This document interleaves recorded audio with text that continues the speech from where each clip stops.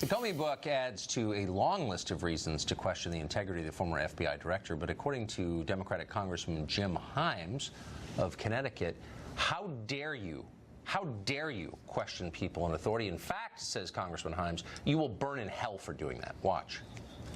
The idea that this man is dishonest, and remember, this is all part and parcel of the attempt that the White House is making to besmirch Robert Mueller, a decorated war hero.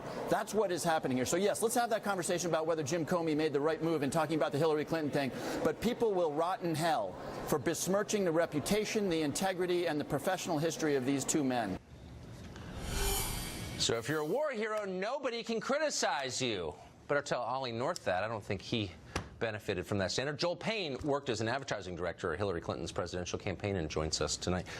So, Joel, just as a general matter, do you think you burn in hell if you criticize people in authority? Oh, no, I don't think so. And listen, I think the big issue here is whether the president has the moral authority to call Jim Comey a liar. I mean, let's be honest. The president has a pretty checkered history when it comes to being honest and telling the truth. Well, but luckily we don't have to rely on the president for that, and the president's views are immaterial. From my perspective, as an American citizen, I'm really concerned that someone who ran the most powerful law enforcement agency probably in the world, outside of China anyway, with the power to kill people, is so transparently partisan and political. Even if he were on my side, I would be troubled by that. You're not?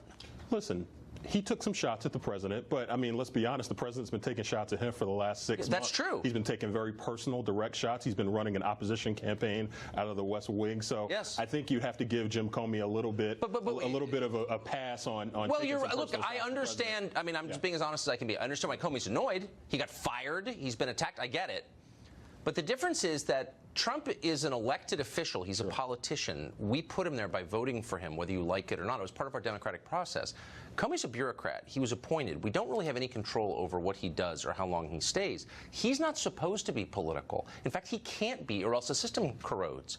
What he's doing hurts the FBI and the country. You don't think that? No, not really. I think what hurts the FBI and the country is the president running an opposition campaign against the FBI from the Oval Office for going on a year now. I think that's what hurts it. Comey, McCabe, he doesn't even like his current FBI director that he handpicked, Chris Wray. He's got problems with him. Why does the president seem to have a problem with anyone who wants to hold him accountable? Well, Rod Rosenstein, his guy. Jeff Sessions, his guy, all holding him accountable. Look, what I care about is equal treatment under the law for all American citizens. Me, you, everyone.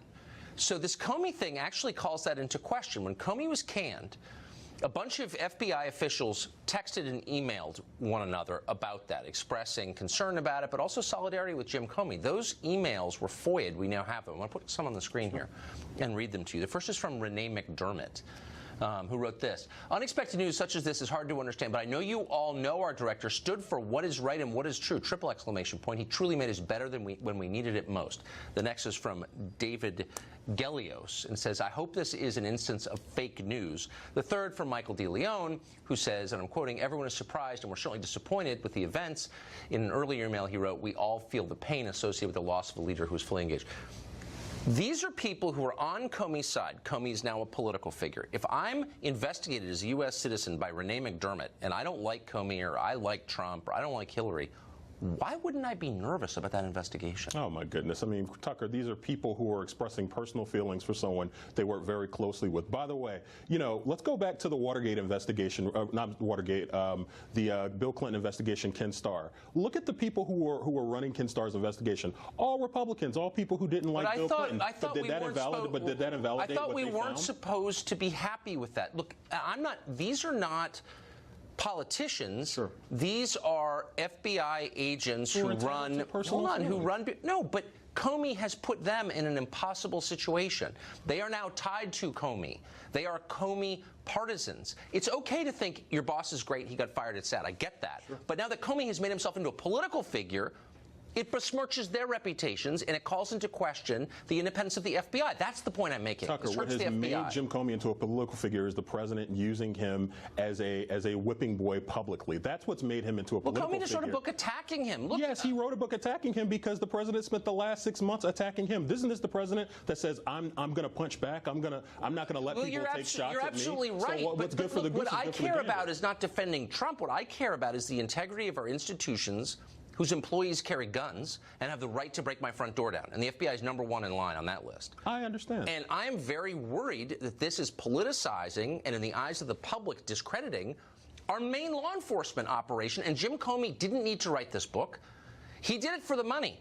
And he shouldn't. He should be one of the 8 guys in America who takes a pass on the book and takes a pass on the money, because the effect is too damaging. You know, Tucker, here's what's interesting, though. We've talked here, what, about 5 minutes? We haven't talked once about the Mueller investigation, which is very legitimate, which is not a witch hunt, which has already had 3 people plead guilty to wrongdoings on the president's campaign: Papadopoulos, Manafort, and Gates. More are coming. Michael Cohen's in a lot of problems. First of all, how do you know more are coming? If it's entirely legitimate, do you have some inside source there? I mean, what do you know that we don't know of this, quote, legitimate investigation? Well, I'm doing what everybody else is doing. So I'm we following know the because trail. they're leaking details from the investigation to the press. Would a legitimate investigation do that? So I guess if you don't like leaking, then you don't like Scooter Libby being. No. I'll tell you what I don't like. What I don't like is in a criminal investigation leaking against the subjects of the investigation. That discredits it. It happens all the time, not just in this one. It's always wrong. And yet the left is enjoying it because it's goring the ox of Trump. I'm personally not enjoying anything. I don't like the fact that we don't trust our president. What did you think about his lawyer's office? Talk to 5 lawyers, 3 of whom may hate Trump, and ask them, what do you think of breaking into Michael Cohen's office? I bet all 5, if they're honest, would say, whoa, I hate Trump, but that's too much. That's ridiculous. I think there's a very high bar to have to do what those agents did, which suggests to me that there's some real stuff that Michael Cohen's out. Oh, so you're taking that on faith. Should the rest of us take it on faith that the Stormy Daniels affair merits breaking into his personal lawyer's office? Because the president has been running an opposition campaign against the FBI, now everybody can doubt what the FBI, what happens when they're going out and they're trying to fight terror, or they're trying to prevent people from shooting up our streets. Now we're back to the Jim Himes category. Don't ever question those in authority. No. Or else it's your fault. You're the law and order party. Republicans, conservatives are the law and order people. Yeah, that's why I don't want to see the former head of the FBI become a political figure and make fun of the president's hands. Like, what does that have to do with anything? And that's why I don't want the president to use the FBI as a whipping boy so he can distract attention from his own wrongdoing. But the president's a politician. That's what they do. The head of the FBI shouldn't do that. Are you happy with him mocking Trump's marriage or his hands? What is that? No, look, that's not what I'm focused on. I'm not focused on what Jim Comey said. You don't think that discredits the FBI? I think those are personal observations that he made. I'm more interested in what he talked about in terms of the president being mistruthful and dishonest in some of his conversations with him. Okay. Well, thank you, Joel, for joining us. I appreciate it. We don't yet agree, but keep coming back.